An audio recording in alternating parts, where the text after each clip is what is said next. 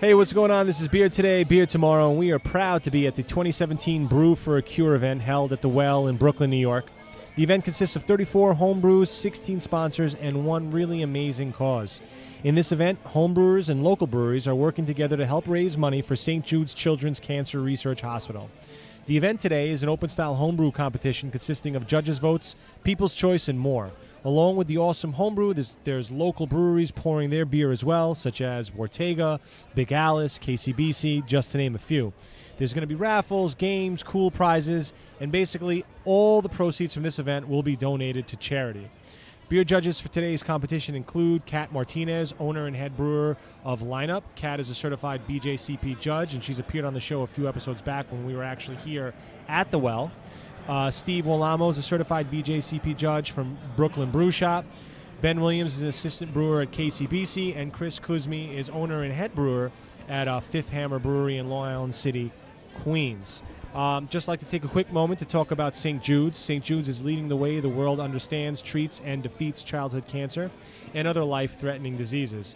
The mission of St. Jude's Children's Research Hospital is to advance cures and means of prevention for pediatric catastrophic diseases through research and treatment. Consistent with the vision of their founder, Danny Thomas, no child is denied treatment based on race, religion, or a family's ability to pay.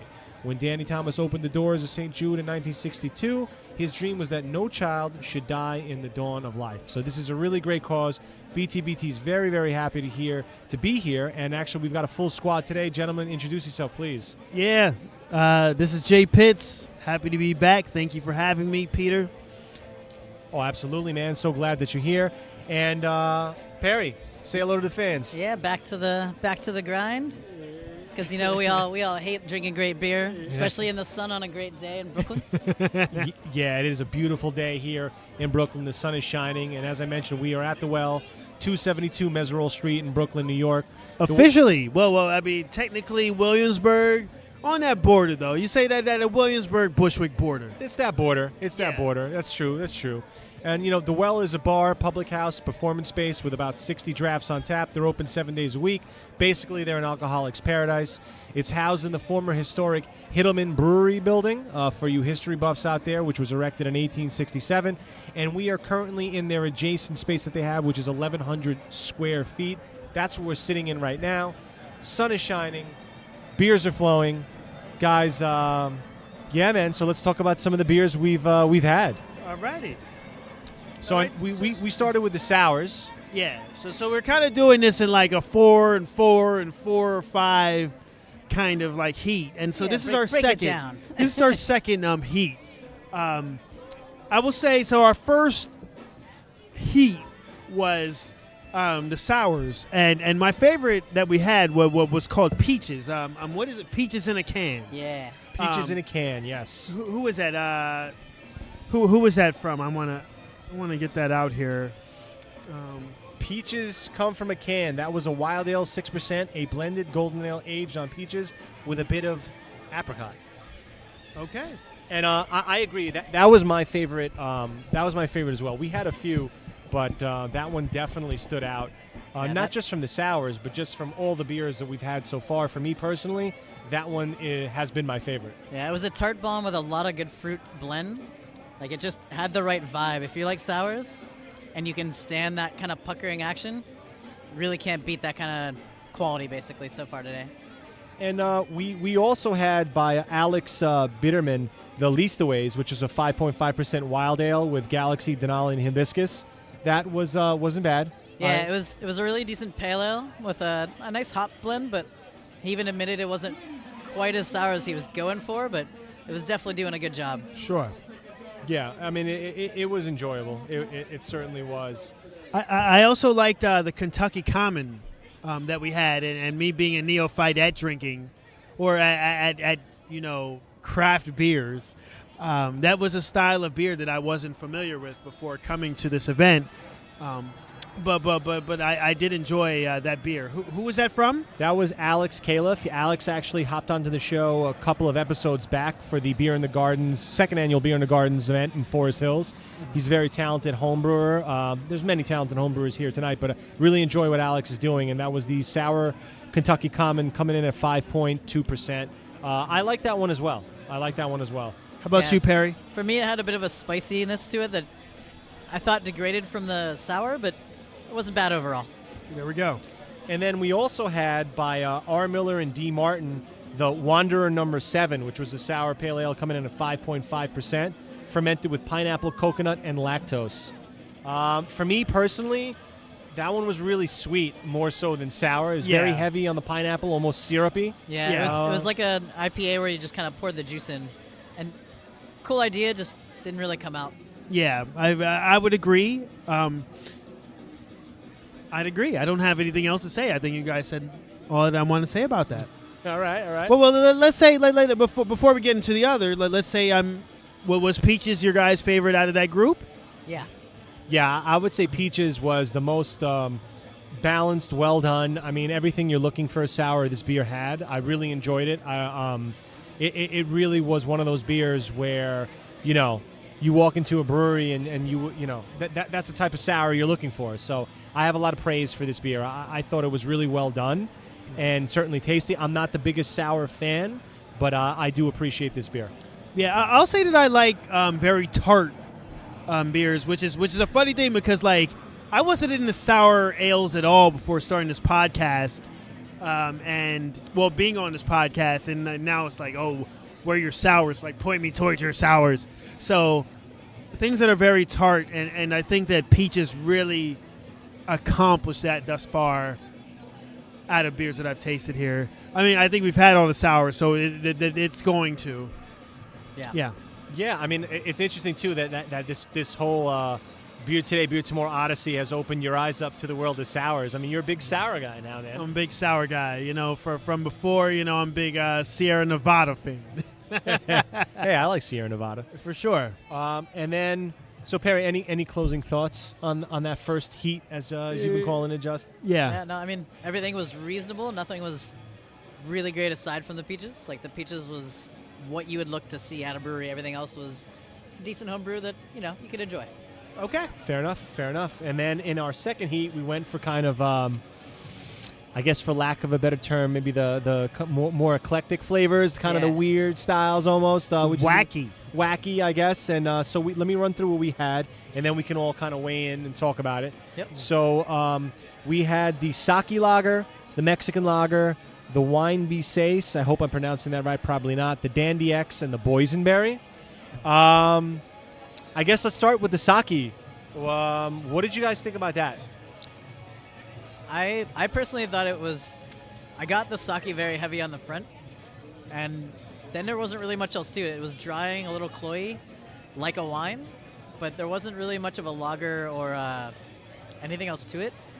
But because it wasn't really a sake, it didn't really get what you expect from a sake either. So I think you have to preface the sake by are you a sake fan in general? I like drinking it when it's around. Like if I'm going to a nice sake bar, like a Japanese place, or I'll definitely drink it. But I would say the wouldn't same. call myself a pro or anything. Okay.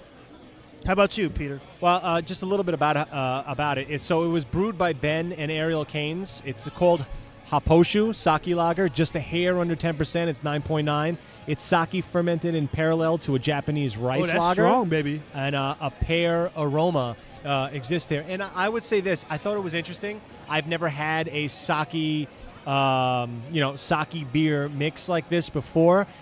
Would I go for it again? I'm not quite sure. Am I glad I tried it? Yes. I did get a little bit of the sake on kind of at the very end and in the aftertaste. Yeah. But I enjoyed trying it, but it's definitely they even wrote it down on their little area there. It's definitely a weird kind of flavor. It is. I agree with you. I agree with what you say. I'm not much of a sake fan. If it's around, I'll drink it, but it's not something I actively seek out. And then I think that, I don't know, you get the sake flavor in the aftertaste, and it's okay. I thought it was okay. I thought it was okay as well. I would agree. Perry, any other thoughts on that?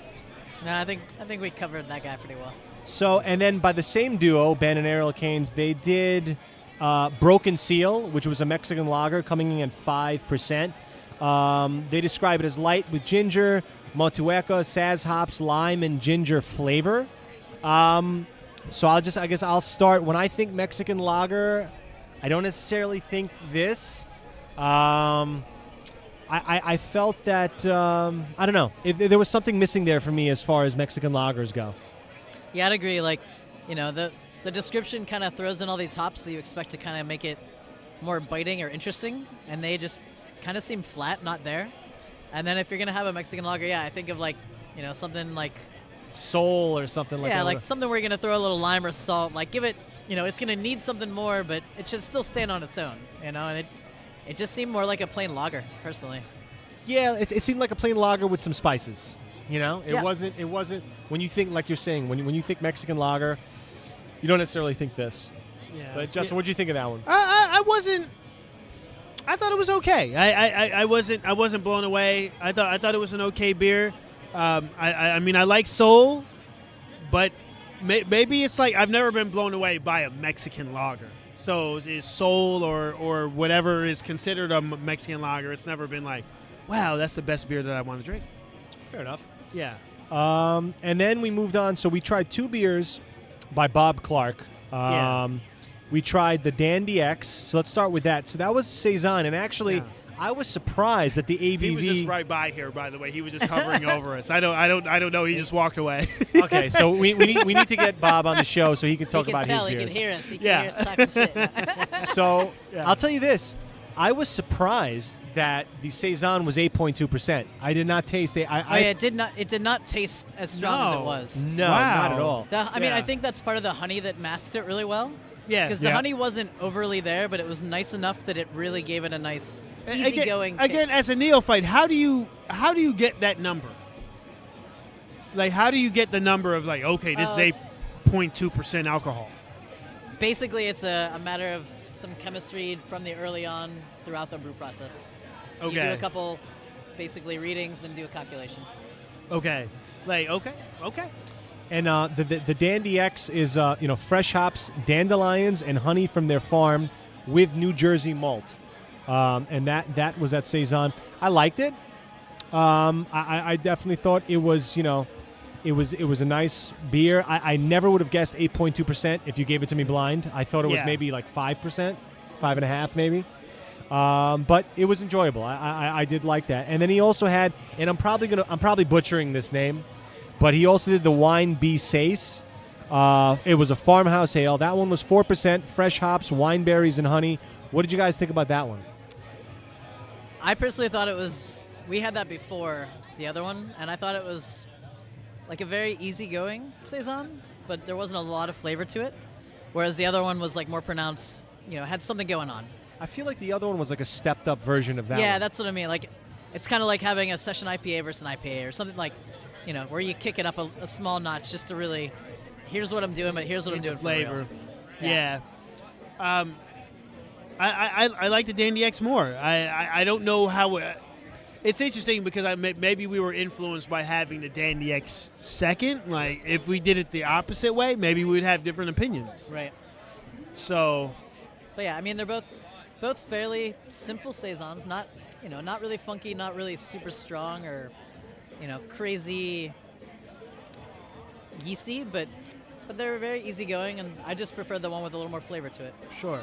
Now from this heat or leg of drinking, what was your guys' favorite? Well, we still have one more we didn't talk about. That's right. That's right. You're right. As a last we did the Boysenberry. Yes, that's right. The Boysenberry. How do I feel about this one? So I it's interesting, right? I love the color on this. First of all, the color's beautiful. The color, it's a beautiful kind of like, I don't know, how would you describe that? Like a reddish pink hue almost. Yeah, I mean, it's almost like a pomegranate juice. Like a pomegranate juice. Yes, I agree with that. If I looked at it, I wouldn't think it's a beer. Yeah, that's fair. That's fair. That's fair to say that. I mean, it looks like juice, literally. Yeah. And to be fair, the taste is actually very similar. It's the alcohol in it is almost non-existent. Like, you wouldn't even know it's alcoholic. But I think that's one of its strengths. It's got this nice, like, it's not heavily fruity, but it's got enough flavor to it that you can enjoy that. So, like, for somebody who's not super into beer but just wants something simple to drink, like on a nice summer day, I feel like this is exactly what you want. I do agree with that for a nice summer day. I think it's There's a sweetness there as well. Maybe it's lactose, I guess. I like it, but and I do agree. Hot summer day, it's perfect. I just don't know, for me personally, my palate, I don't know like how sessional it would be for me. Like I would have one and be like, okay, that's refreshing, but I don't know if I would go for a second. Yeah, this would be like a good brunch drink, maybe. Yeah, I'd agree. I found it enjoyable. I wouldn't drink a whole afternoon. I wouldn't have a whole afternoon drinking Boysenberry. Fair enough. And I also have to note, there was one judge we missed that's part of the panel, and that's John Lapola, who's the owner of Bitter and Esther's. So he rounds out the 5 judges who will be judging today's session. And actually, we are doing our own judging, and we are going to award our own BTBT winner at some point today as well. And at the end of the day, it's, that's the one that matters most, I think. Yeah, I mean, clearly, right? BTBT, the winner. You know what I'm saying? Right now, it's Peaches to lose, I think. Right? Is that what we're saying this far? I agree, but you know what? We have definitely not set the bar for the day. Yes, peaches in a can. That set the bar. But you know what? We haven't gotten to those hot bombs. We haven't gotten to those porters and stouts. Yeah. So, we've had some good things. But yes, I would say for me personally, at this point, peaches in a can is in the lead. Peaches come from a can. They were put there by a man in a factory downtown. That's like my favorite song. It's my favorite song. Now, I know that you mentioned you need to get yourself some white guilt. White guilt. I think that's what's coming up next, right? We got some IPAs next? Yeah. That's Belgian, right? So that was a Belgian strong ale, right? Yeah. Look, we could all use some white guilt, right? So not me. So we are going to make another round here, grab some more brews, and see if we can round up some homebrewers too. And we're going to round up some guests for you guys. We guys hope you're enjoying the show. Yeah. Remember, do you want to speak about your experiences thus far? We do have a guest here. Yes. Oh, me? Yes. we have a microphone here. Oh, thank you so much. Yeah. So please introduce yourself and tell us about the time you're having right now. Yeah. Oh, hi. I'm Steph, and I'm friends with this kid, Perry, over here, who is giving me a really fast introduction to home brewed beer and just good quality beer. So the first thing I can say about the beers I've had here today is they are so interesting. I mean, there's so much nuance and flavor to them, and getting to talk to the brewers and hear the specific ingredients they're putting in and where they come from, like whether it's from their farm or from some organic source that they like to use. It's fascinating to hear the ingredients they've chosen, and then to taste the beer and be able to pick out those specific ingredients, going back to the peaches beer that you all seem to really love so far. Oh, yeah. I also tried that one, and I definitely noticed the distinction between the peach flavor and the apricot flavor, and I love apricots to begin with. It's just a wonderful flavor. So to be able to taste the fruit all the way from like when it was picked to pureed to brewed in that finished product was amazing. It's just like an incredible art form, this home brewing. It's really kind of a big deal. Mm-hmm. Absolutely. Well, what was your favorite thus far? I loved she followed a different path than we did, so she's had a bunch of beers that we haven't had. My path has been chaos. Chaos is good. What number is that? What I number is have that? not been using strategy. I've just been gravitating towards wherever I land. Okay. But I really loved one of the first ones I tried by two producers. It was called the Port Deucer. Okay. Which is a porter. It's described as having notes of roasted malts. It was a porter. I'm still not clear what nut porter means. There are no nuts in it, he told me. So I just don't know what that means. I don't know if that means it has a nutty flavor or what, but it was delicious. I mean, it was just really well executed. It was balanced. It was enjoyable. Really drinkable, like you could just drink endless amounts of it. It was really, really good. I'm excited to try to get to those porters, and I'm almost thinking we could pick one collective winner, but we could also have one style winner. We could have style winners too. It's true. Yeah. So I'm excited about the porters and the stouts. That one especially is one I really want to try. Yeah, loved it. Okay, awesome. Okay. Thanks for having me on, guys. Absolutely. I'm Absolutely. so honored to be here. All right. Oh, and thank you for jumping on. Beer Today, Beer Tomorrow. Guys, follow us Instagram, Facebook, Twitter. We're everywhere that you can consume a podcast, basically. Check us out. Show us some love. We want to hear from you guys. And I see some empty glasses around the table, so we're gonna go do some more rounds and drink some more beer to tell you about it and bring on some special guests to speak to you guys today. Let's do that. We'll be back. Cheers. Cheers. The long-awaited and highly anticipated BTBT merchandise is finally here. Pristine 16-ounce logo glassware is available for order. BTBT shirts are back in stock as well. You'll be styling and profiling in our sleek BTBT tees. You'll be able to order shirts and glassware from the new BTBT online store at www.beertodaybeertomorrow.com. The store will be up and running soon. For those of you who can't wait and just need to get your hands on the merch, you can send us a direct message on Instagram, Facebook, or Twitter. All proceeds will go towards investing in Beer Today, Beer Tomorrow so that we can bring you bigger, better, and more frequent content. Order your BTBT glassware and BTBT shirts today. We greatly appreciate the support.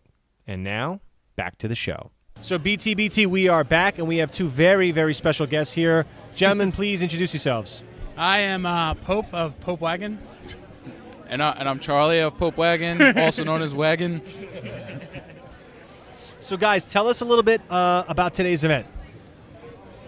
Well, I guess we had just finished Pride of Brooklyn event last year in 2016, and we were talking to ourselves in the car right on the way home about how much fun we had pouring our beer and how we wanted to throw together an event ourselves.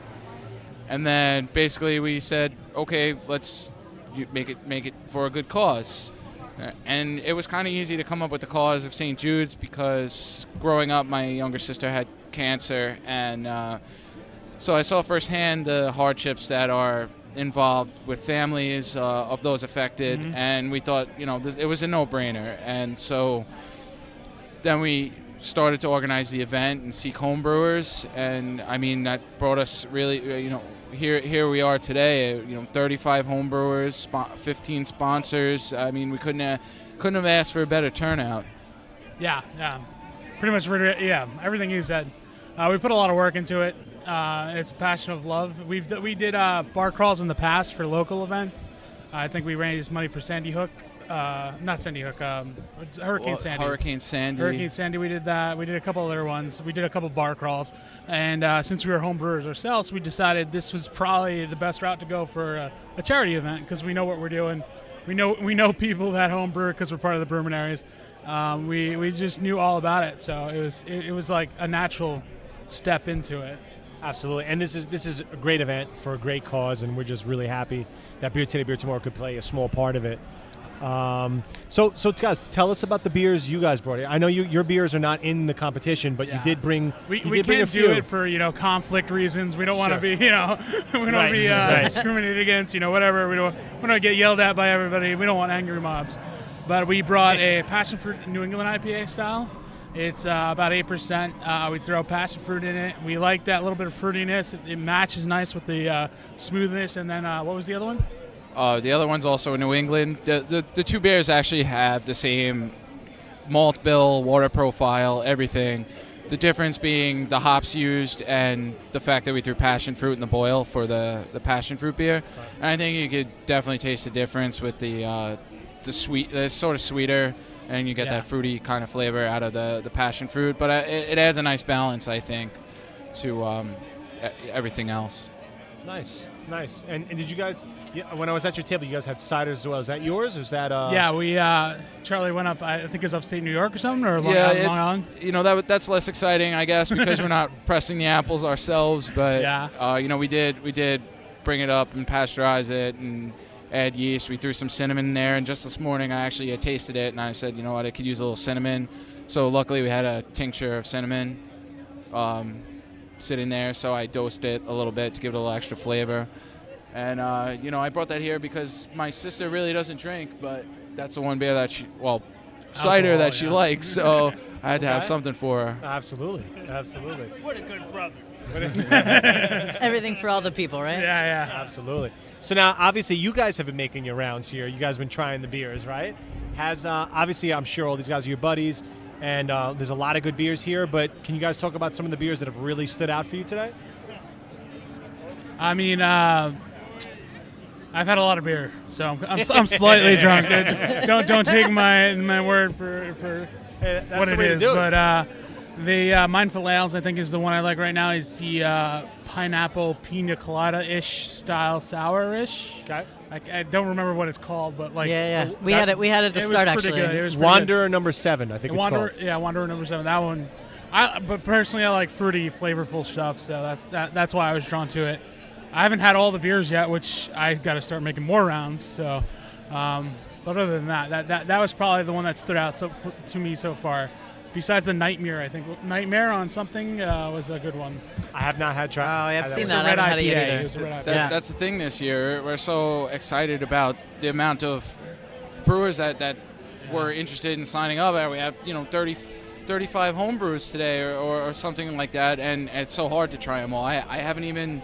I mean, I've been running around. I haven't gotten to taste them all yet, but there's still 2 hours to go here. So. Oh yeah. Our goal is to try. We're gonna try to get through as many as we can. It's tough. And there's whiskey here too, which is yes. That's not helping anything. I said that's the nightcap, right? Yeah, it's nice. Everybody's gonna get nice and drunk, and then we go move over to the whiskeys. Yeah. So now, was one of your beers brewed in with Arcane Distillery? Am I recalling that correctly? Our friend Dave from Arcane Distillery. We brewed together, and I think it was it was about a month ago. We served his beer, and then he took that beer, the leftover, because we do 10 gallons at a time right now. He took the other half of it and turned it into whiskey. So we got whiskey over there, which really it's got a nice. It's not really. It's a moonshine. So it's like just a really hoppy moonshine. So if you like the flavor of hops, it's on point. It's Galaxy really all the way. Galaxy hops. And personally, not as a huge whiskey fan. I like whiskey, but it's not. It's drinkable if you like hops. Okay. It's got a nice citrusy flavor. I've seen you in action. You like whiskey. Sorry. He's kind of right. Don't tell him anyone else. Trying to put on a good face here, right? Yeah, right. So Pope Wagon, right? Guys, tell us a little bit more about it. Tell us how you guys kind of... Where'd the name come from? Right, where'd the name come from? How did you guys come together initially? So I started brewing about 10 years ago. My name is Brian Pope. So naturally, my name is Pope. I don't tell anybody my name is Brian. Nobody knows I'm Brian. Don't air this. I didn't know that till today. Yourself. But basically, from that, I started homebrewing about 10 years ago. I met up with Chuck, I think it was 4 years ago, 2014 maybe. We started brewing. He was like, hey, man, I don't know what I want for Christmas. I'm going to tell my mom I want a brewing kit. Can you teach me how to brew? I'm like, yeah, sure. And I gave him the list of what he needed. And ever since then, we brewed pretty much every weekend and been out of control and just made way too much We basically beer. turned my basement into a brewery. So we started from 5-gallon extract batches on the stove in my parents' kitchen to now my apartment basement having a full 10-gallon electric system down there. And nice. It gets out of hand. I keep asking my dad when we could kick the tenant out of our room so we could turn it into a cold room. Yeah, we need a cold room, please. So with that in mind, are you guys thinking of eventually one day maybe taking Pope Wagon even further to the next level? I personally, one day, yes. I would like to get into brewery. I'm trying to actually get into Fifth Hammer right now. Don't tell them, and just get into the ground level and learn some stuff, and then leave and start my own one. But Shout out to Chris. I love Chris. No, don't get me wrong, Chris. Don't fire me now. But personal goal, we want to do something eventually. It's a little hard financially and planning. It's a lot. So both full-time jobs, so we got to get everything together and get it going. So would you guys, are you guys looking to stay in New York, or would you be open to going somewhere else? I personally would like to stay in New York. I like to stay kind of local-ish, but we, got differing opinions. We'll, in the end, we'll figure it out, and we'll try to do something. I mean, for me, you look around here and you see all these people out here and the breweries that donated today, and why would we want to leave? This is. Right. This is where it's at right now. The beer is great. There's breweries popping up all over the place, but at the end of the day, it's great beer, great people, and a lot of fun. So of course, like this is a dream. I mean, my girlfriend probably doesn't want me to say that, but she'll learn. She will. Right. Yeah. And now you guys are Queens guys, right? Yeah, I was born in Glendale, over by Finback, literally right down the block from Finback. Chuck's born over in Maspeth, right? I was born in the hospital, but I live in Maspeth. Well, in that case, I'm from Long Island, I've been in Maspeth my whole life, and Brian here, he moved into Pope. No one knows him as Brian. Right. Yeah, keep it secret. Who's guys. Brian? Yeah. I don't know who Brian is. Brian doesn't exist. Pope moved into his grandfather's house, which actually happens to be right around the corner from me. So, it's real convenient now, and I just say, hey, come up and we'll brew or whatever. He just has to walk up the block, but usually half asleep. He usually has to put his pants on first. Yeah, my pants. Inside jokes there. Do you guys tend to do specific styles overall, or do you that mix it up week to week? Because you said you do it weekly, right?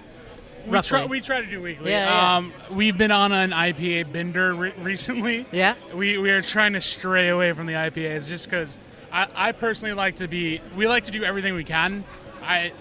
IPLs, I don't know. How would you put it? Well, I mean, I feel like there was a big boom with the whole New England IPA kind of fad that going on, and I mean, I totally fell for it, and I love the beers. So we were working on that beer a couple times, but most recently we made I guess a white stout. Oh yeah. So, we're going to add coffee, vanilla beans, cocoa nibs to secondary, try and, make up for the fact that it's a lighter colored beer. And we also made a cream ale, sort of in honor of the Ortega Catawampus beer. Okay. Yep. It's green tea, nutmeg, and corn. Flake corn is in the green bill. That's a really well-made beer. So I don't know. That one really caught my palate, and I liked it. So I said to him, let's try and figure out what Merlin did here. So. Yeah, because we know Merlin. Yeah. We beat him one time at a competition. Oh, really? Oh, wait, cut that. So we had Merlin on the show a while back. We did a show at Ortega. Yeah, so, he's a really good brewer. I love him out there. He makes really good he's like kind of after our heart. We like to do spicy, like out of the box things, and we've talked about like getting juniper twigs and stuff. So we're good friends. So yeah, all this is in jest, of course. But he definitely it's a niche kind of niche market. What he's doing. It's definitely a lot of spices. I think what he's doing is interesting, but it's definitely very niche. Yeah, definitely. Next time I see him, I'll tell him Pope Wagon beat him in a brewing competition. When was that? 2014. Well, he'll probably remember me crying. So very humbled, Awesome, guys. I mean, this is a great event. I'm Beer Today, Beer Tomorrow is very happy to be here. So I mean, I know you guys haven't had haven't done the full rounds yet, but are you guys kind of do your own kind of personal judging of who you think won? And also the way, are you guys just doing one winner, or is it winner per style? How's that happening? So the whole thing is kind of in tune with what we were saying about being outside the box. We didn't want anyone to be limited to like a BJCP style. Mm-hmm. Sort of just get creative, make whatever you want, and with that in mind, we had these great panel of judges who somehow have to come up with a best of show, top three for second and third place, and we have a People's Choice award going on as well. So, I think, are we gonna have our own personal opinions? I mean, always. How could you not have your personal opinions? It's hard not to, but at the same time, I think at the end of the day, we're just grateful to have everybody come out here today. I mean, there are some guys who... I have to say, we do bring in a high caliber of brewers, because a lot of these beers here are really good right now. Exactly, I've had a lot of them, and I'm like, I can't choose what I like. And especially, we have guys who came in all the way from Pennsylvania today. I mean, I didn't ask how they're getting home, but as long as they got here and brought the beer, we're there good. You go. Yeah, I mean, we have to let you know, we are going to do a Beer Today, Beer Tomorrow, a BTBT's Choice winner nice. on the show, and we're kind of making our way through. Our goal is to make our way through all of them. I think we made a pretty good dent. I mean, what do you guys think? We got 90 minutes. We you got got a 90 while. minutes. Don't worry about it. Yeah. Okay. That's good to know. That's good to know. But I don't think we have a hard stop, but excellent. That's Excellent. always a good sign. That is good. I guess when the beer's gone, it's over. Yeah, when the beer's gone, it's definitely over. This venue's great for it, though, and it's still early, so. Oh yeah, I like to thank the Well because they're an amazing. Their beer selection's amazing. Yes. It's a great place. Yeah, the Well is awesome. All you out there listening to this, stop by the Well because it's a great place. Absolutely. So, guys, anything you want to leave our audience with? Anything you want to share, promote, website, social media, anything like that? So we have at Pope Wagon. Is it Brewery at Pope? just Pope Wagon. At Pope Wagon on Instagram and Twitter we don't really use, but Yeah. it's at Pope Wagon I think as well. We share a lot of our beer events like this, and we do post whenever we want. So if you want to follow us on that, that'd be great. Other than that, Thanks for listening. Awesome, cheers. guys. Yeah, guys, thank you so much for hopping on the show, spending a couple of minutes with us. We really appreciate it, problem. and it's been a great show, guys. Cheers. Cheers. Thank you. Cheers. Hey everyone, just would like to take a moment to tell you about this awesome event that's going down on November 18th and 19th from 11 a.m. to 6 p.m. in Bushwick, Brooklyn. Absurd Conclave is hosting a charity soiree fundraiser to raise money for Puerto Rico. The event features 24 vendors and offers unique healthy juice concoctions courtesy of co-sponsor Juice Garden BK. Beer and wine will also be served and will accompany live entertainment. There will also be a live podcast by yours truly, Queens, New York-based craft beer media outlet and event co-sponsor, Beer Today, Beer Tomorrow. Following the aftermath of the devastating near Category 5 hurricane, Maria, Puerto Rico was left in disarray and chaos. Even now, more than 6 weeks later, 70% of the island remains without power and sufficient supplies. Tickets for the event can be purchased at eventbrite.com. Ticket proceeds will be donated directly to the Hispanic Federation's Unidos Disaster Relief and Recovery Program to support Puerto Rico. Absurd Conclave is a 5,000 square foot venue available for events, workshops, art galas, and more in the heart of the trendy Bushwick scene located at 360 Jefferson Street, lower level, Brooklyn, New York, 11237. You can follow them on Facebook, Instagram, and Twitter. Come on down. It's going to be a great time. And now, back to the show. Beer Today, Beer Tomorrow. We are back at it, and we have another very special guest. Sir, please introduce yourself. Hey, I'm Rob Neuhaus, member of the Brewery. Hey, Rob. Thanks for coming on the show. And can you tell us what you brought here today to this great event? Yeah, I brought a blended sour beer. It's got a bunch of peaches, a little bit of apricot. It's actually a blend of 4 different beers. The oldest beer is like a year old. The youngest is like 3 months old. Now, with the name, I have to ask: is it named after the presidents of the United States? I definitely, okay. ripped that off. I definitely ripped that off. So Yeah, it's called Peaches Come From a Can. Yeah. Yeah. Because I was singing a song earlier. I was like, I think this is where it comes from. Yeah, absolutely. So, before I ask you to describe the beer a little bit more in depth, I have to say this. We're trying to make our way through all the beers, and we're grouping them by style.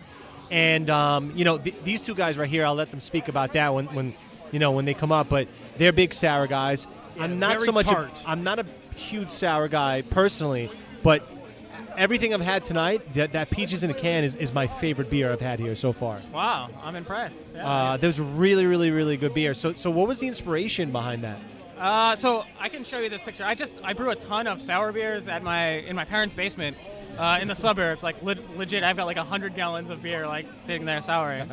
And yeah, the base beer there was just like a nice kind of golden sour beer that was not like too sour, and like I picked some kind of stone fruit characteristics up from it, and thought it would be nice with a bunch of peaches in it. I think it worked out. Yeah, I think it worked out really well. I mean, Now, how'd you get into brewing? So I used to drink a lot of beer, and that we had like this sort of homebrew craft beer club, and I'd always go and bring some craft beer. And one time this guy just showed up out of the blue, no one knew him, and brought a homebrew, and it was like pretty solid. It was like, oh man, if this random guy, like his first beer is pretty good, Yeah. I can do it too. Actually, he's here. Okay. Yeah.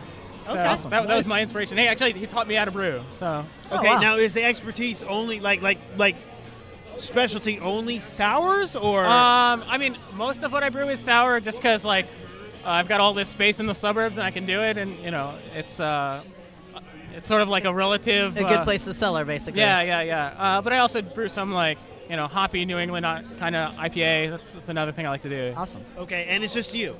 Yeah, that beer was just me, really. Yeah. But sometimes I'll like my wife gets a little pissed off when I brew in my apartment, and it creates some smells and some messes, and maybe I'm not the best at cleaning it up.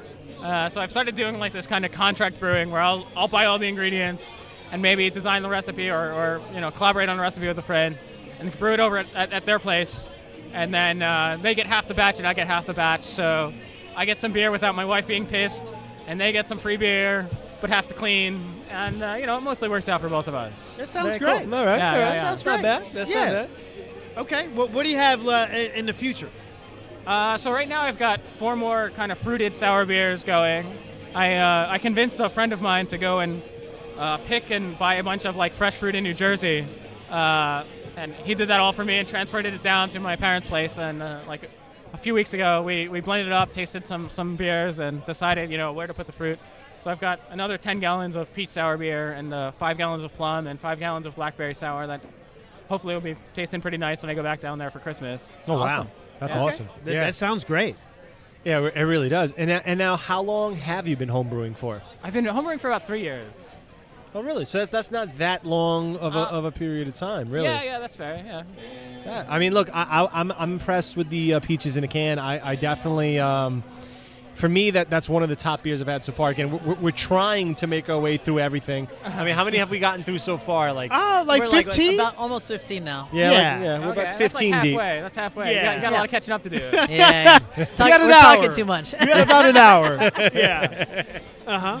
So, I mean, do you have aspirations of taking this any further than a hobby, or? No, I mean, so I'm a software engineer, and so software engineers make, compared to brewers, a lot of money. Yeah. We're IT guys over here. Yeah, on we this side get that too. game. Yeah. So I'm happy to kind of keep it a hobby and That's fair. Although, lineup, line up. Yeah. I mean, that's the same story, right? Yeah. I bet Working she's for working Adobe. a lot harder and probably no. not making as much money. Yeah, she admitted that. It's definitely something you have to be really be into, but yeah. but it's a cool transitional, like Absolutely. it blends well, right? Yeah. I mean, I'd actually like get some of the fantastic homebrewers here and give them a few $100,000 to like start a brewery. Definitely down for that. Absolutely. And now you said you were in brewing areas, right? When did you join them? I joined them probably a few months after they started. Oh, okay. Nice. Okay.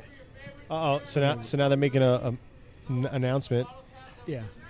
Vote for your favorite beer. Yeah. So we need to drink excessively in a small amount of time so that we can accurately vote for our beer. Yeah, they are telling us to drop our But listen, bottle caps listen, in we- the various we got- beers that are presented here. Okay. So we have judges here that are judging, and who I respect very much. I know many of these judges. I respect them a lot. Yeah. And then we also have the crowd, which is very important because you want to know how your beer is doing based on the audience. But the most important award of the night, I think it's safe to say, is that beer today, beer tomorrow. Best. We're going to do a top 3. Top 3. So we're doing a top 3. That would be the easiest way we can do it. Yeah. And like you mentioned, we're 15 deep. We got about another 18 to try. Okay. And then we're going to do the big announcement on our end on who we think the real winner of tonight's event is. And I'm excited. I'm excited too. Maybe I can crack that top 3. No. How can if people want to contact you or get at you, like? Yeah, I mean, I've got an Instagram, Robert Neuhaus. Robert Neuhaus Neuhaus. spelled kind of German, Neuhaus. Yeah, You can see I got a bunch of pictures there. Got some pictures of the sour beer cellar. Nice. And, yeah, they can contact me through there. Very cool. Very cool, Okay. man. Excellent, man. So thank you so much for hopping on the show. And you know what, man? That peaches, I enjoyed that a lot, All right. man. Yeah, I'm glad you you liked push it, a lot guys. of buttons. The sour, the presidents of the United States of America, like Yeah. it's a good thing right there. It's a good All right. thing. See you guys. All right, man. Cheers, man. Thanks so Have much. a nice one. And that was another awesome guest. And you know what? I really enjoyed his beer. I know we haven't finished our IPA round yet. Yeah, we're halfway. So we're halfway. But I've had 2 IPAs so far of the 3 that I've really enjoyed. But I guess I'll reserve commentating on that until we all have all the IPAs and the IPAs. So Okay. we're going to take a quick break. And we will be right back, and we're going to bring you another dose of dopeness as only BTBT can do. And, guys, we're having a great time. Justin, how you feeling? Feeling great. Perry, how you feeling? All in, man. All in. That's how we do. That's how All we in. do. Queens all All day. right. We're in Brooklyn, but it's Queens all day. And we're about to take a quick break, and We're we'll some be two back. Brooklyn guys, but okay. Yeah. I got two Brooklyn, Pittsburgh transplants over here. You might own the show, but we run the show. Yeah. Stellars. Oh, they're talking trash now. We need to take a break real quick. We need to take a break real quick. Yeah. We'll be right back with more beer for you guys and more special guests. Peace. Peace. This is Beer Today, Beer Tomorrow, and we are back. We have another very special guest with us. Sir, please introduce yourself. So I'm Dave of Mindful Ales. Nice, Dave. So, Dave, what did you bring here today? So I brought 2 beers. The one you guys are sipping on now is Up, Up, and Away. It's kind of our flagship double IPA. Bitter with Magnum, pretty much flavored with Azaka, Mosaic, Citra, Galaxy. Pretty much all of our favorite hops thrown in there at once. I also brought kind of a sour experimental beer, Wander 7. It's pretty much a sour pale ale brewed with coconut, pineapple, a little bit of lactose sugar. So Nice. that seemed to be a crowd favorite so far. So that one was interesting. Wonder 7. It was definitely I got that pineapple. It tasted very like almost like syrupy pineapple-esque. Interesting beer. Like I don't know if I got so much the sour, but I think that beer is a beer that'd be very popular, especially amongst people who are kind of like new to the craft beer scene. Right. It's like a totally like different style all unto itself. Yep. And I don't know if you guys want to also comment on that. But that was the Wanderer number 7.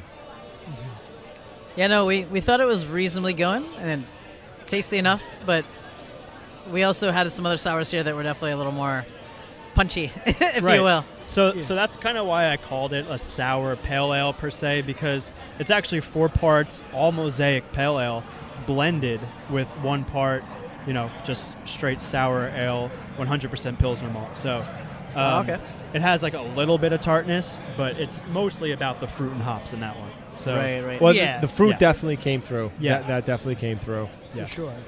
So, But I wanted to ask, Mindful, where does that come from? Correct. So Mindful is started as a passion project between my girlfriend and I. Unfortunately, she's not here right now. She's feeling a little under the weather, but we're in the very early stages of brewery and planning based out of Jersey City, New Jersey.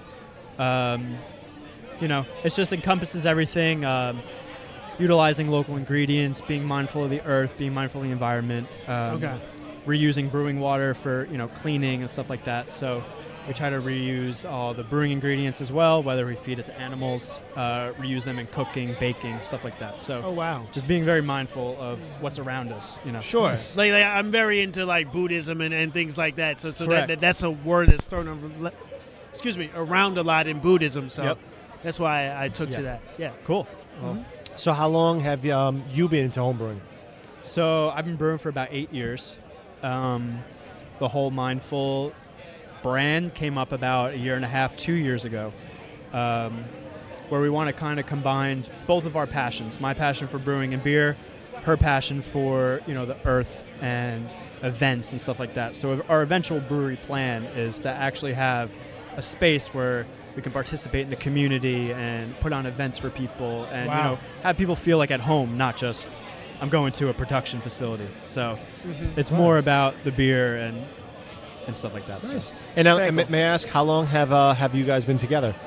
So 2.5 years as of now. Yeah. Nice. It's cool that you guys share similar passions. Yeah. Thank you. And that's quite the vision, by the way. Like I think that's really cool. Yeah. Thank you. Very much appreciate that. Yeah, man.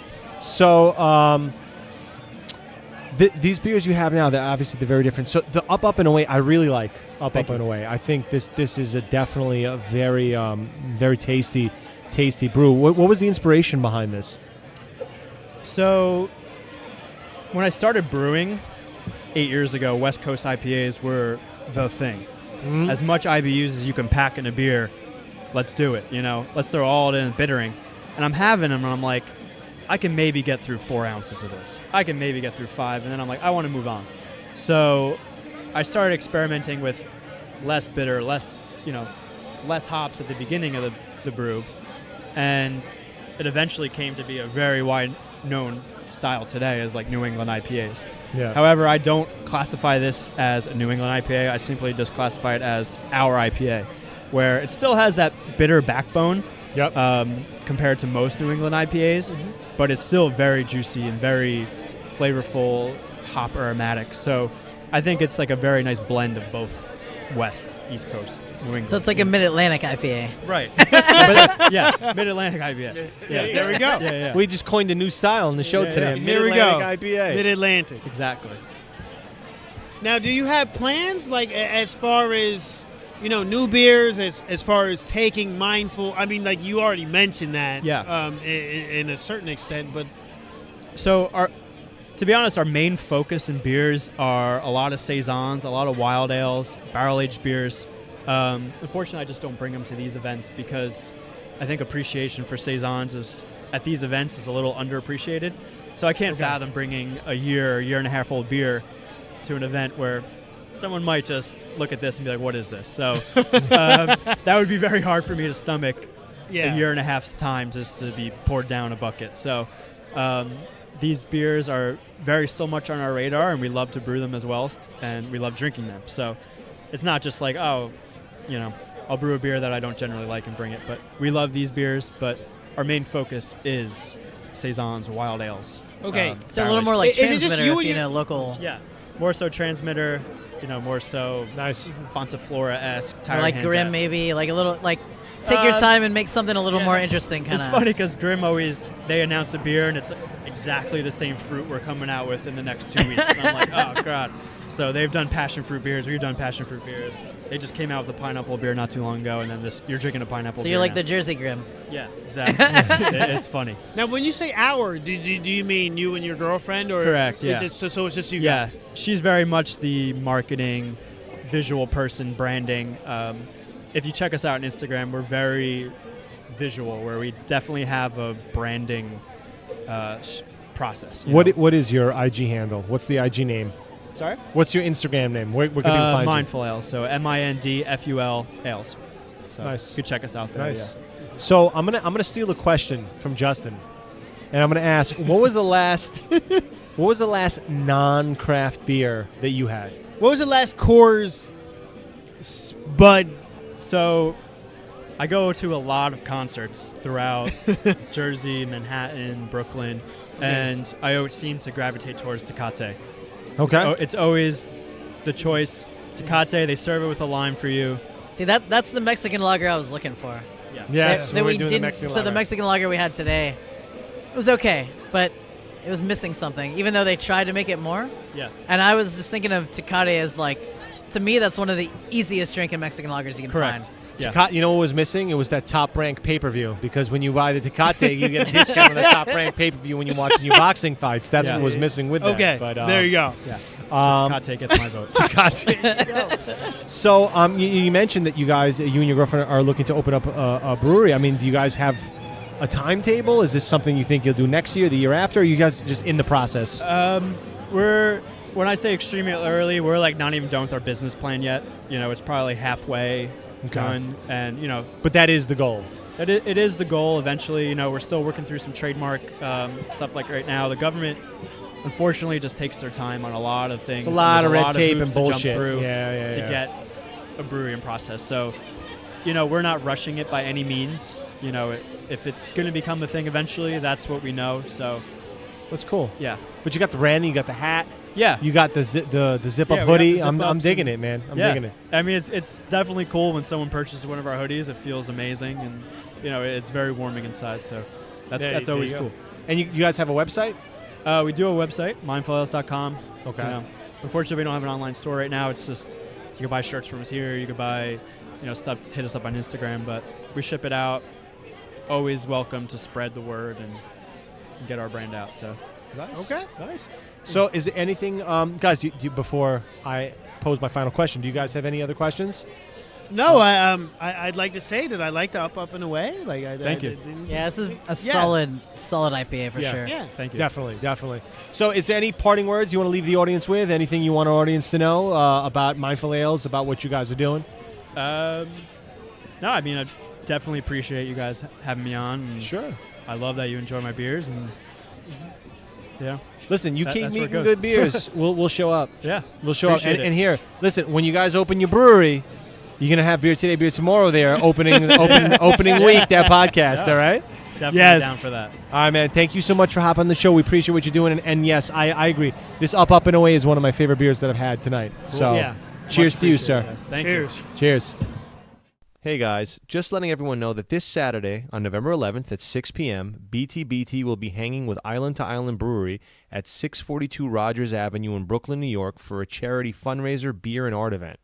Swing through, have a brew with the BTBT crew, and support a great cause. Enjoy the rest of the show.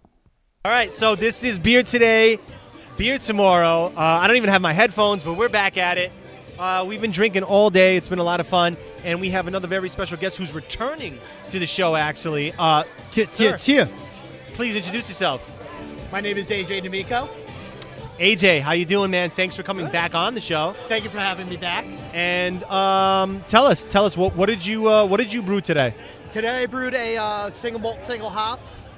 I used Red X from Pete Shop, where we met the first time. Oh, nice, yeah. Yeah, Shout out to and- Pete Tripp. Yeah. Shout out to Peter Tripp, Homebrews and Hand Grenades. Absolutely. Nassau County, make sure you go there. Long Island, yeah. Long Island. Yeah, I did Red X, which is a grain bill designed for a red ale. And I used El Dorado hops in it. Very nice. And what was the inspiration behind that beer? Just wanted something simple, clean, nothing crazy. You got a lot of homebrews here at this festival, so wanted to keep it simple this time around. Very nice, very nice. And obviously, they just announced a host of winners: the People's Choice winner, the Judges winner, the Beer Today, Beer Tomorrow winner. Cheer. And now, who was the AJ D'Amico winner?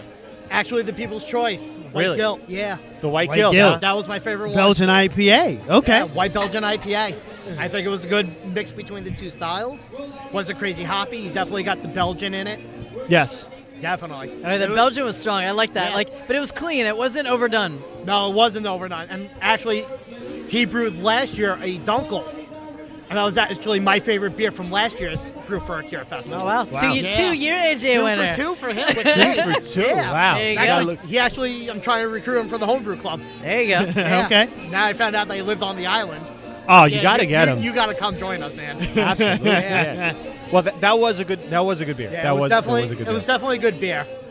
So, I mean, to be fair, Beer Today, Beer Tomorrow, here's the disclaimer. So we made our way through, what, 20 beers? Just maybe? about, yeah, something like that. Yeah. So we haven't hit all 34. Yeah. Four beers. But we Neither have I. It's a lot to get. It's a through. lot to mean, get. yeah, in 4 hours. Yeah. Yeah, I mean, like, they were served, the judges were literally sitting there just getting them all. Oh yeah. We're podcasting, we're Right. bullshitting, that's how the world is. Yeah, right? I think they must have sipped some of them But because, to be fair, I feel like we hit a good range for what we had. And So- we definitely did. every beer here is everybody that brewed beer for this, all great beers. Oh yeah, All great cheers to beers. everybody who came, Yeah, for seriously, sure. not a bad beer in the bunch. Absolutely. Tell us about your brewers club. My home brewers club. Well, You said we're a yeah. Nassau-based homebrew club. Yeah. Started back in 2014. We meet once a month at random bars and breweries, sometimes restaurants. We try to get to as many festivals as we can. Just try to be an open source of knowledge for people trying to homebrew. Yeah, Okay. That's what's up. Okay, do you guys ever like collaborate or? Yeah, every couple of months we'll do like a chop style competition. So, we'll pick a style. Actually, we have one coming up in a couple of weeks. Everybody had to brew a Saison with a different fruit. So there's like 9 different teams. Everybody brewing a Saison with a different fruit. Oh, wow. Okay. Yeah, and we judged that on the 21st at Barrage. What fruit did you choose? I actually did not partake in this one. Okay. Yeah, I Okay. had too much going on, so I just didn't have the time to join the team Fair enough. and get it brewed. But Fair enough. that's always a good time. Okay. So what is your long-term vision as far as brewing? I just enjoy brewing, man. Okay. I don't have any long-term plans for it. It's just I enjoy brewing. I like brew. I like beer as I brew. I love to come to the festivals. Yeah. Sure. It's great feedback to hear the people on the other side of the table saying, "Oh, we really liked your brew." We've had people come up and tell us, "We came here because your homebrew club was here." Wow. Yeah. Wow. So to hear something like that as a home brewer is awesome. Yeah, Awesome. they're a pretty serious homebrew club as far as homebrew It clubs go, sounds like it. It sounds like it. Yeah. For sure. yeah. That's awesome, man. That's awesome. So, I mean, any events that you can talk about that you guys got coming up, or any brews that you're currently brewing that you can speak about?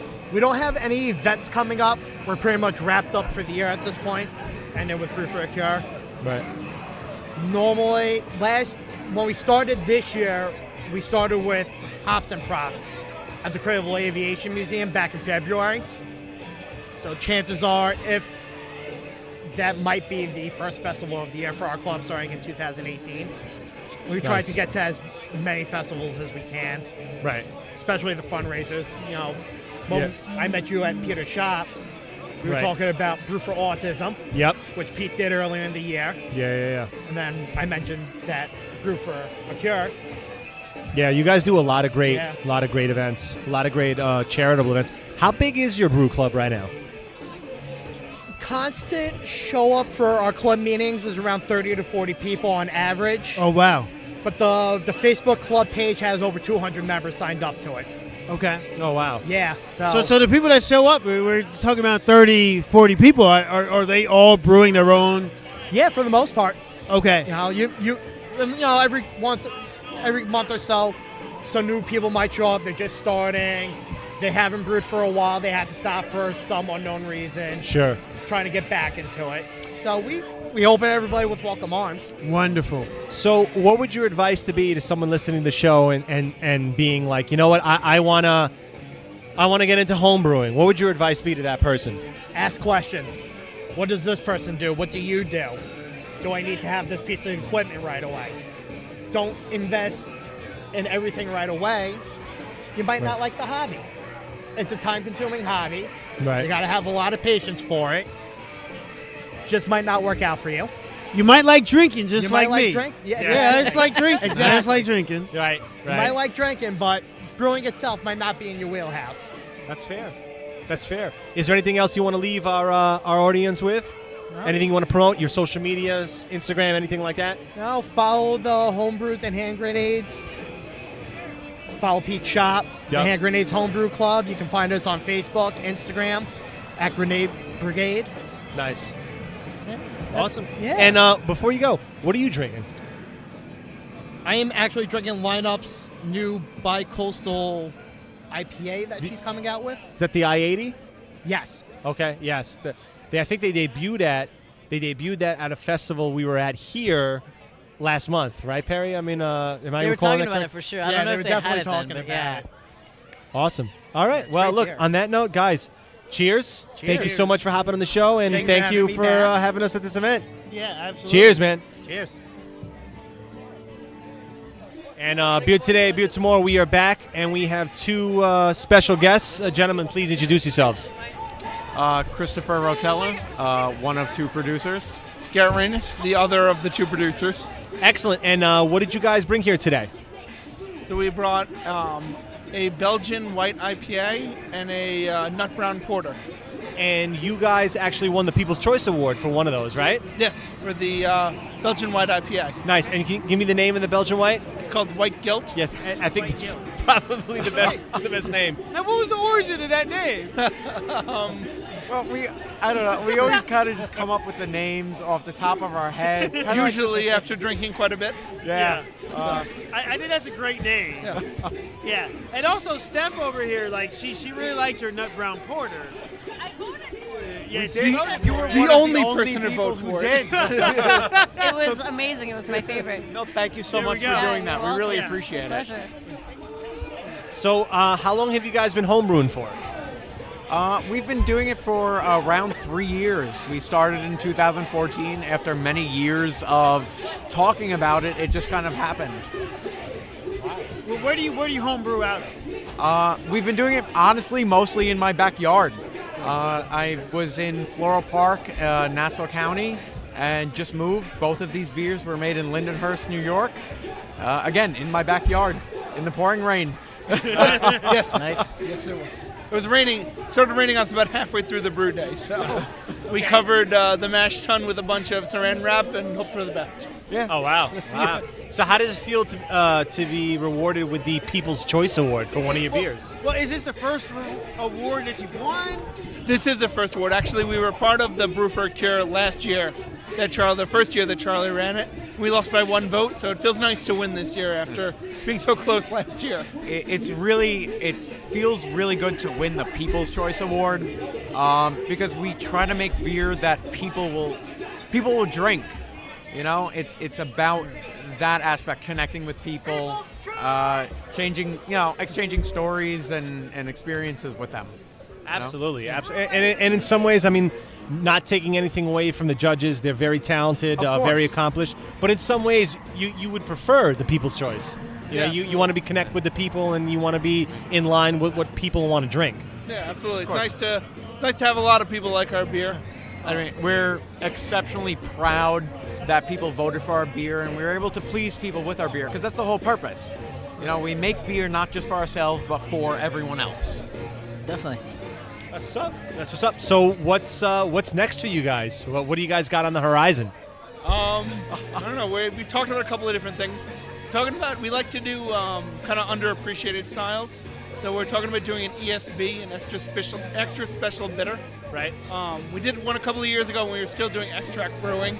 When we were brand new at it. So we've been talking about doing another one of those. I have one that I've been working on that I would like to do. It's a New Zealand IPA. So we're using a lot of New Zealand hops because I personally like them a lot. They have a nice different flavor to them. Sure. They're a nice variety compared to like the Northwestern styles. Exactly. Yeah. It's something different from a West Coast IPA where it's super resiny. Yeah. New but Zealand they still have a nice kick to them. Exactly. New Zealand IPA, it's an underappreciated style. I spent some time down there, and they're more like us. They like our style of flavor, but they also like that it needs to be interesting and not like you need something to it. Exactly. And I feel like their hops complement that so well. I agree completely. Yeah. So. Now, how do you guys do this in the winter in your backyard? Like, you guys putting on gloves and heavy jackets? A lot of layers. Yeah. Okay. We freeze a little bit. We made one. We made one in his garage during an ice storm a couple of years ago. We ended up calling black ice. Yes. Oh wow. So we adapt accordingly, you know. Yeah, that's what kind of homebrew, right? You know, that's kind of what it's about. You push the limits, push the boundaries, and you got to make it work in whatever situation you're in, right? Exactly. Now let me ask if you guys couldn't vote for yourselves, what did you like tonight or today? There was one nearby. So I forget the exact. I think it was called Flake News. The New England IPA. That was really good. That was really nice. I think that was probably our number 2. Yeah. Probably. It was our top 5, no matter how you blended our votes. Right. Delicious. I have to agree with Garrett. That was a fantastic beer. We traded a couple bottles with the guy who made it, and I feel like we made out better on that trade. But I mean, you know what? There are just so many good beers and just interesting styles that come out of nowhere. And that's what it's about. It's just something you would never think of trying, and you try it, and it's amazing, and it's just so different. And that's the beauty part of homebrew, because there's so much less on the line than like commercial brewing. You could try something and be like, wow, that's fantastic. And know that you've never had it before, and you might not ever have it again. Right. It makes it special. Exactly. I like a lot of the breweries that I know from back home, at least. They'll have like a separate small system, purely just to experiment with, right? And they're like, maybe they'll put it on tap, maybe they won't. It's just, can we do something that we like? And if they find something that they nail, and they're like, this is awesome, then they can figure out how to, make it large scale. But it's for them just to have fun and make something great, Yeah. Just having fun is so much a big part of what we do as home brewers. Absolutely. I mean, home brewing and brewing in general is about pushing limits and pushing boundaries, and that's why events like this are so great, because not only can you come here and drink as much homebrew craft brew as you feel like you can drink, but you're also supporting a great cause like the St. Jude's. So, man. I mean, I think it was great. I really enjoyed the beers, both beers you guys had. Thank you. I thought they were both very well done. Justin, you have any parting words for our guests? I know they're trying to get out of here, trying to end this event. Love the name. He loved the name. guild. He loved it. Yeah, we showed up. He was like, first choice, I want to do this. I was like, I have no white guilt here. I'm one of the few people, one of two, like one other person. Perry, any parting words? Say it was a solid Belgian. Definitely into it, and looking forward to trying some more. Well, thank you so much for your feedback. We always appreciate that. It helps us grow as brewers. It helps us connect with the people and just make our craft that much better. Excellent. And before you go, guys, do you have any social media, Instagram, Facebook, Twitter, anything like that you want to promote? We have our Facebook page, Two Producers Brewery. Okay. I think we have a Twitter as well, but that's kind of less active. Yeah, and I mean, we're mostly on Facebook, as Garrett said, Two Producers Brewery. Okay. We are on Facebook. I'm not sure if we're on Instagram, to be honest with you. I haven't done that. I don't know if Kat has, but I haven't. All right, cool. Well, listen, we encourage our listeners to check you guys out on Facebook. Really enjoyed both your brews today and really appreciate what you guys brought today. And congratulations, you got the People's Choice Award. That means a lot. That you guys are tapping into the pulse of the people, so to speak. So cheers to that, guys. Thank you so much. Thank you very much. Thank you very much for taking the time for us. Absolutely, guys. Cheers. Cheers out. Okay, this is Beer Today, Beer Tomorrow. We are back. We're closing out the show. We had a little bit of technical difficulties, but we are back at it. And, we just wanted to talk about some of the brews that we had today. We had a bunch of IPAs, double IPAs, and some porters and stouts. So just going to the IPAs, double IPAs, the Flake News, I have to say, which was, that was, personally for me, that was a toss-up. I know we gave it to the Peaches from the Can, but Flake News was delicious. It was up there. It was a New England style certainly IPA. up there. It was quintessentially what you want from any IPA. Absolutely. 6.8%, hazy, golden color, clean, mild bitterness, full mouthfeel, light body. And as I've said, who doesn't like a full mouthfeel? I mean, it's just, it's a delicious beer. Really enjoyed it. Really, really enjoyed it. And you know what? It depends. For me personally, if you caught me earlier in the event and I had that first, maybe I would have went with that. I don't know. Really, really good. What did you guys think about it? Oh, I liked it a lot. I liked it a lot. I think Flake, I wonder, I would like to know the inspiration for all that.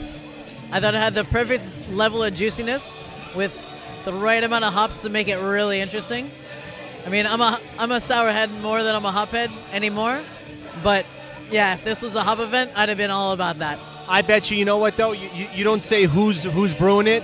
You put this in a can, you give it to one of the big breweries that do an event, and people will be all over. If I could buy that, it'd already be in my apartment. No question. Yeah. Wow. No, this was delicious. This was a really, really, really nice. I think that stood out from the IPAs.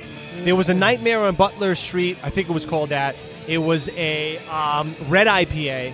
I actually really enjoyed that as well. I thought it was different. Not too many red IPAs here on location. It was Nightmare on Butler Place, actually. Thank you very much. Red IPA, 6.66%. Whether that's really the beer, ABV, or it just adds to the gimmick, I'm still down with it. It was a red IPA brewed with Centennial, Cascade, and Comet hops. I enjoyed that. What did you guys think about that one? I thought it was a solid red IPA. Super easy drinking.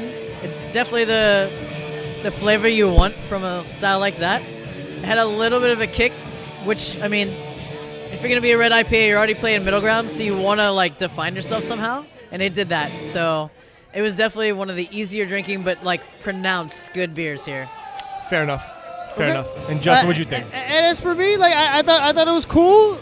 I'm not a big, I don't necessarily know what a red IPA is, but I thought it was a good, tasty.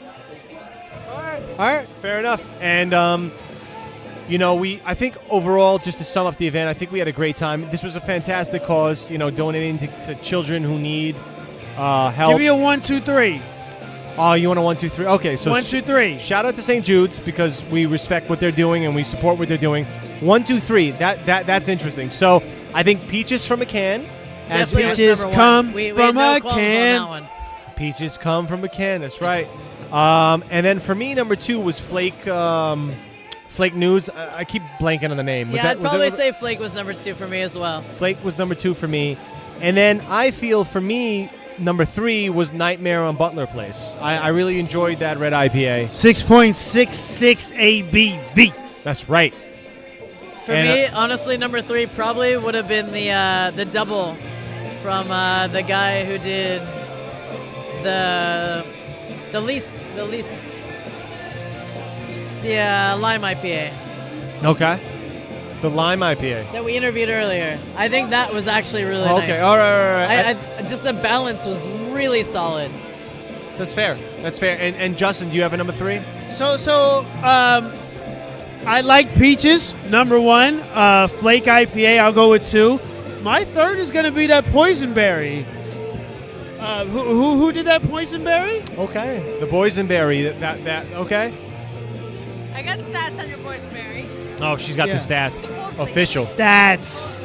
Official. We are holding. I remember the Boysenberry. I remember it like it was yesterday. We had a lot of good beers here tonight. We did have a lot of good beer today. I liked the taste of that, and it came out of nowhere. Yeah, For me, it was something that I didn't think that I would like. It was a nice fruit beer that wasn't overly fruity. Yeah. It is from Envivaqua and Cubberley. Boys in the Hood. Like, yo, I'm a rap guy, NWA, Boys in the Hood. There you go. I wasn't salty she was in the Boys in the Hood. That's a common line. I know this rap shit. Trust me. Trust me. And I'll say, you know what? Honorable mention. Even though I didn't think as a sour it necessarily excelled, but just as a beer that I think that could get non-craft people interested in craft beer, Wanderer number 7, that I was very heavy on the pineapple. Yeah. Like I said, I don't know, as a sour, billing it, I don't know about that, but I think that's a type of style that can get a lot of people that aren't into the craft scene into craft beer because it was so juicy, fruity, and sweet that it was very easy drinking, especially a hot summer day. Absolutely. And our very special guest, do you have any parting words? Any favorites that you want to talk about? I do. Apparently, I was the only person to vote for the beer that I liked the best. In fact, my tasting notes here, very specific. As a newbie to the beer appreciation community, was just a heart symbol, which means I really liked it. I think the heart symbol is just universally understood as this is a great beer that I really love. It's beer emoji. It's beer emoji. It was the porter from the 2 producers was the name of the brewing company. 5% ABV. Their description was a nut porter with notes of roasted malts. Not too specific. I really loved it because it wasn't sweet. It wasn't bitter. It was deep and complex without being overwhelming. It was very drinkable. It was a beer that you could drink more than a few sips. You could have it with a meal. You could have it on its own after a shot of bourbon. It just was delicious. I mean, it had a great mouthfeel too. I don't know the proper terminology for describing the mouthfeel, but it was just, for me, an exceptional beer. It was the best in show. Okay, excellent. And that was from the brewer, and who didn't win for that beer, but their other beer, they won the People's Choice. And I agree with you. I like that beer. I did get a chance to try that beer, and I thought it was very well done. Yeah. I enjoyed it. Yeah. So, guys, I mean, another successful event. Yes. We were here in Brooklyn at the Well. We got a couple of events coming up for you guys. Next week, we're going to be way the fuck out in Brooklyn. Rogers Avenue, I think, Island to Island Brewery, a Caribbean-themed inspired brewery, which is very interesting. Smoothies too, right? They got smoothies and kombucha. So are we gonna review some smoothies? We're gonna review all kinds of shit there. Fuck it. I'll review a smoothie. Absolutely. I don't even like smoothies like that. I think they sold, but all right. Listen. Hey. They got the kombucha. They got that beer. They got Caribbean maybe style. We can find some boozy smoothies. Yeah, we'll find some boozy smoothies, and then after that, we got the Puerto Rican Hurricane Relief pop-up sample sale in Bushwick, Brooklyn. Absurd Conclave. All right. Juice Garden, BK, Beer Today, Beer Tomorrow, host of other sponsors. We're going to fucking get it live in that event as well, and I'm looking forward to that. It's going to be good times, man. We got a lot of events coming up for everyone. We got a lot of good stuff coming up, and today was a great event, man. I mean, Justin, any parting words? Thank you for having me, Pete. Thank you for to the Well for having this event, because this event was great. It's a great way to spend a Saturday for a good cause. Homebrewers, these are just people that are not necessarily trying to get money. As you've heard on this episode, they're just people that have jobs that are just that just love beer. So that's really fucking cool to me. I'm just very thankful. Hi, man. Thank you for coming through. BTBT crew in full effect. Perry. Absolutely. Any parting words, my man? I just want to say, generally speaking, there was a lot of great stuff going on here. This is kind of like the minor leagues in a way, but what we had here, there was a lot of great stuff. Sure. So this is kind of like the next level. This is the next, I don't know, wave of brewers in New York. So it's really great to see the amount of interest and amazing stuff coming out. So that can only make you happier if you're looking to drink good beer in New York. Absolutely, and this is where a lot of the guys that are prospering right now, a lot of the places, this is where they started. So absolutely, I agree with that. And our very special guest, do you have any parting words for our audience? Yeah, this has been a great event. It's been my first home brewing event, let alone a contest, which really adds an element of fun to it. And it was clear that it was a friendly competition and really a collaborative community. And I really look forward to learning more about home brewing. This has piqued my interest, and absolutely, it's the first of many events for me. Nice. So we'll see you here next year. Absolutely. Like pouring beer, just brewing. Okay. Yeah. Okay. So Steph beer next year. Steph beer next year. And you know, I think needs to happen next year. I think we need to have a beer today, beer tomorrow beer entry that we all brew together. Yes. It is going to be the hardest beer. We should go to the sponsor. Just pick a day, right? We should bring two beers. We should bring one super tart and one just hop, like a palate wrecker, hop heavy beer. You know what? They're gonna both win. It'll be amazing. Yes. And on that note, beer today, beer tomorrow. We're bringing you doses of dopeness every time we're on air. We appreciate the support. We thank you guys for listening. And if you guys have contributed to any of these great events like St. Jude's, we really appreciate that. Thanks so much. All we can say is keep listening. We're going to keep doing what we're doing. And cheers, guys. Any beer today, beertomorrow.com. All day, every day. Queens to Pittsburgh, baby. There we go. Cheers. There we go. Cheers. Brooklyn, too. It's in there. It's in there. It's in there. Go Stillers. Queens all day, baby. Queens all day. Thanks so much for listening to today's show. We really appreciate it. We had a great time drinking really good beer and supporting a fantastic cause. Big major shout out to all the homebrewers who really came with some fantastic beers today. It was such a great cause, such a great event. We had a really good time. Don't forget to subscribe to our podcast and to follow the Craft Beer Odyssey on Instagram, Facebook, and Twitter. We really do appreciate all the support, and every like, follow, comment, and subscription means a lot to us. So thank you. We'll be back next week with another dose of dopeness. Until next time, no matter where you are in the world, drink local, drink fresh, repeat. Cheers.